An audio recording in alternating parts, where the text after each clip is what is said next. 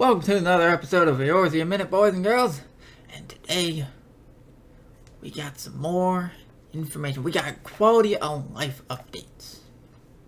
So, along with all the dungeons and raids and whatnot, we got some nice quality of life updates here. Which for me, I always like these the most because it's always the small stuff that really has the most impact. Outside of just the main obvious stuff that we're all going to be doing. So, where do we start? Patch 4.3 is around the corner. Hope all you are ready for all the goodness coming. I personally can't wait for the performance updates and redacted. Got secrets. Got secrets they don't want to tell nobody about.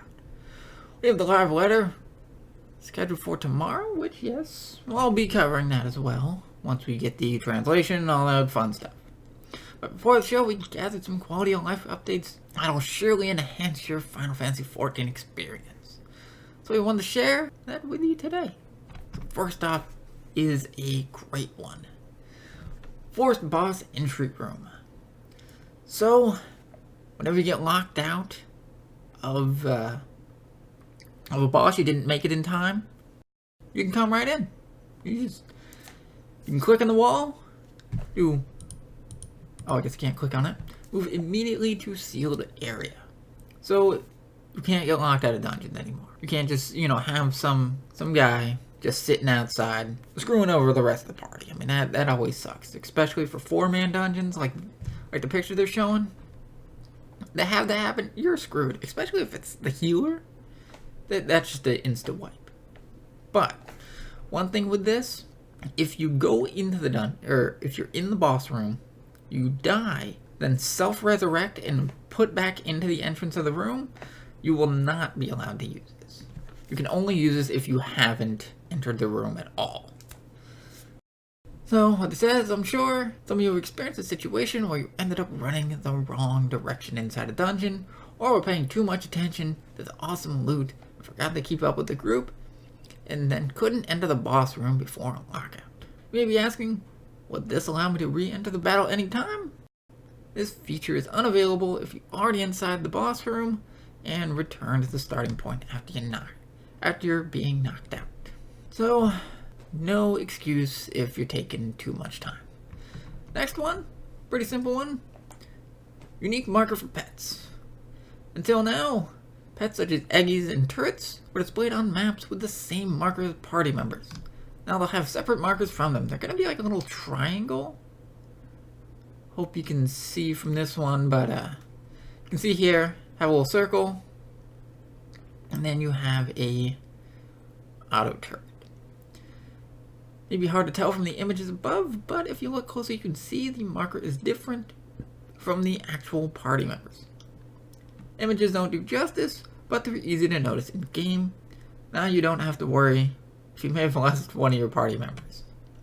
Which, yeah, I've done that before, wondering, like, oh, why is someone just standing there and it's, a rook auto turret or something of that nature of, like, why, where's this person? Or how the hell do we get a 5th person in our 4-man group and then just have it's a summoner with a pet or something. So, nothing too major, but that's always nice. Enhanced achievement features. Enhanced achievement features. When you log into the game, players will now see a new achievement tab that will indicate any achievements you're about to complete. This feature will also indicate achievements that can be completed within that area as well. And this will be shown when you when you zone into those areas. So you got a little pop-up menu, which I'll bet you can turn off. So yeah, it looks like add to login announcements, so I guess you can just disable that if that gets annoying. The same feature will also be applied to achievement windows, so you're able to check these out as well. But yeah, from here it's just showing all the locks achievements, probably ones for side quests and maybe areas that would have beast tribes, just pretty much stuff like that. So that's, just new way to organize achievements and kind of show you which ones you can do. No new achievements, which that's really the one they need. They just need more cooler, just involved achievements besides just do 1,000 of this and do 1,500 of this and then do 1,000 of this. But that's there. Oh, and also we're planning to make further updates to the achievement list in the future. So that's always nice. Especially now since you also have the currency. So help people get those to get the old veteran rewards if they never got it. And this one, improved savage content warning. The warning message will display when a party leader has queued for a savage raid content as part of the party member's raid progression has been enhanced. So this shows the duty selected is beyond the current story progression. Preceding duty will be skipped and its weekly reward lost. And then if you hit commence, it'll also pop up. Skipping duty, the corresponding weekly reward will be made available again after the weekly reset. So for those that don't do Savage raiding enough, or people who kind of made this error, if you, let's say you haven't started Savage for the week, and you go straight in to the second or third stage, you can't get loot from any previous stages. So let's just say you haven't done any raids for the week, and you go straight in to Kefka for the latest raid tier. You can't go back and do Doom Train or Phantom Train to get loot. All the loot from Phantom Train, Chattanooga, and the Guardian, all that loot's gone for the week. If you go straight to Kefka, you gotta do stage 1 to stage 2 to stage 3 to stage 4 to get loot. So this is just giving further indication of you're gonna fuck yourself if you hop into this.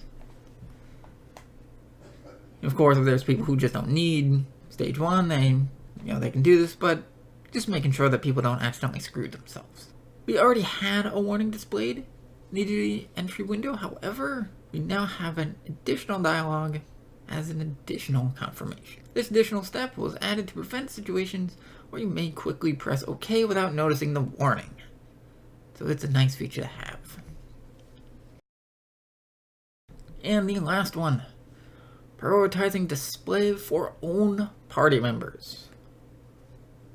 In Final Fantasy XIV, we limit the amount of characters and objects that are displayed at once to prevent stress load on the client. Because of this, until now, there may have been situations where you couldn't see the characters that were standing right next to you if they were in a crowded area.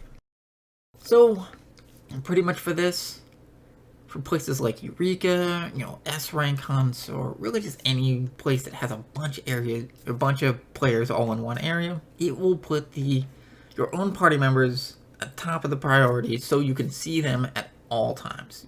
So you're not gonna, if you're a healer, you're not gonna be able to not heal somebody in your party and have them die because you can't even see them. They disappeared, even though they're standing right next to you. So they're gonna be fixing that so you can see them at all times. And in patch 4.3, we made various adjustments to this restriction so that party members are prioritized even when the maximum display limit is hit.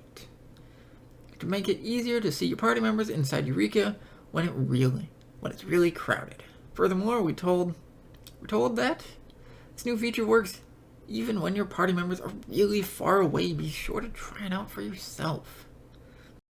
So that's good, because certain S ranks you can really get spread out. Or something like, Pazuzu, where everybody's just everywhere in that little cave. I hope these quality of life updates will help improve Final Fantasy XIV experience even more. Check out the constantly updated patch 4.3 under the Moonlight website, which I actually did a video not too long ago about the recent update they had on that website. So, and one last part is the live letter that they will be doing tomorrow night.